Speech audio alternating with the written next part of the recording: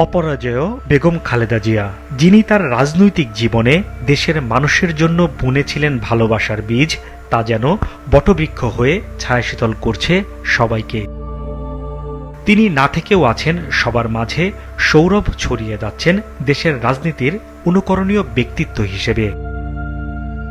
তার জন্যই জাতীয় সংসদের দক্ষিণ প্লাজায় এই নাগরিক শোকসভা, যেখানে খালেদা জিয়াকে স্মরণ করা হলো সংযম, পরিমিতিবোধ, আত্মমর্যাদার অটল প্রতীক হিসেবে।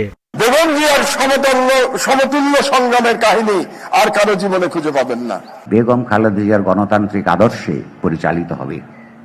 আমি স্বনির্বন্ধ অনুরোধ করব তাদেরকে, বিনীত চিত্তে আমি তাদেরকে বলবো, কথাটা আপনারা রাখবার চেষ্টা করবেন। দায়িত্ববোধ, দৃঢ়তা ও নেতৃত্বের মাধ্যমে নিজেকে একজন অদম্য শক্তিশালী নেতা হিসেবে প্রতিষ্ঠিত করেছেন। Begum Zia knew how to listen to the technical advices of his technical advisors. মধ্যপন্থার রাজনীতি ধারণ করা খালেদা জিয়া ছিলেন কর্মকৌশলে অনন্য, যার আদর্শ বর্তমান অসহিষ্ণু সময়ে অনুসরণ খুব জরুরি মত বক্তাদের।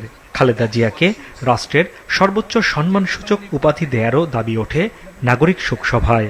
সৎ ছিলেন, দৃঢ়প্রতিজ্ঞ ছিলেন, আত্মত্যাগী ছিলেন, দেশপ্রেমিক ছিলেন। ওনার মধ্যে রুচির এক অবিস্মরণীয় প্রকাশ ছিল, পরমত সহিষ্ণু ছিলেন। দেশের বাইরে আমার কোনো ঠিকানা নেই, দেশই আমার শেষ ঠিকানা। এই মন্ত্রগুলো তিনি দিয়ে গেছেন, আর এই মন্ত্রগুলো ধারণ করলেই তার দল এবং এই দেশ রক্ষা পাবে।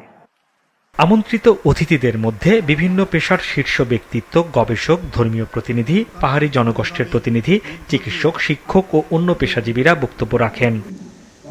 সভায় উপস্থিত ছিলেন বিএনপির চেয়ারম্যান তারেক রহমান ও তার পরিবারের সদস্যরা, ছিলেন শীর্ষ নেতারাও, বিভিন্ন দেশের কূটনীতিকরাও এসেছিলেন এই শোকসভায়। হাসপাতালে চিকিৎসাধীন অবস্থায় গত 30শে ডিসেম্বর মারা যান সাবেক প্রধানমন্ত্রী খালেদা জিয়া। 4 দশকেরও বেশি সময়ের রাজনৈতিক জীবনে বিএনপির চেয়ারপারসন হিসেবে খালেদা জিয়া দেশের স্বাধীনতার, সার্বভৌমত্ব, গণতন্ত্র ও মানুষের স্বার্থের প্রশ্নে যে আপোষহীনতার অনন্য নজির স্থাপন করেছেন, তা নিয়েই এই নাগরিক শোকসভায় আলোচনা করলেন বক্তারা। তারা বললেন, তার দেখানো পথে যেন বিএনপির ভবিষ্যৎ নেতৃত্ব যেন হাঁটে। হাসনাইন তানভীর, মাছরাঙা সংবাদ, ঢাকা।